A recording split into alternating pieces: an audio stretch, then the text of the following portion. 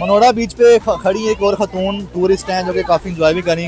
बताइएगा क्या नाम है आपका, किसके साथ आई हैं, कहाँ से आई हैं आप? रेहाना नाम है मेरा। मैं अपनी भतीजी के साथ आई हूँ, हैदराबाद से आई हूँ। अच्छा, बहुत अच्छा लगा। ये अल्लाह की करामात है कि जो हमें इतना कुछ बख्शा है। अच्छा कहते हैं सामने दुबई है, ओमान है, मस्कत है, नजर आ रहा है आपको? नहीं, नजर तो नहीं आ रहा, लेकिन सच तो यही है। सही है, सच यही है। सच तो यही है। पानी की लहरें आती हैं, खौफ आता है या एंजॉय करती हैं? नहीं, अल्लाह खौफ तो अल्लाह की जात से आना चाहिए। सही है ना, इससे क्या का खौफ। सही है, एंजॉय कर रही हैं। यहाँ पे क्या क्या देखा आपने? बहुत कुछ देखा। सबसे अच्छा तो आपसे मिलकर लगा। बहुत शुक्रिया। कब से ये ऊँट लेके यहाँ मनोड़ा बीच पे लेके आप आते हैं? हम लोग तो ये बचपन से निकाल दे इधर। कितने पैसे लेते हैं जो कोई इस पे बैठ के सफर करता है और कितने मिनट के लिए होता है? चक्कर का हिसाब होता है 200 रुपया। 200 रुपये एक बंदे का?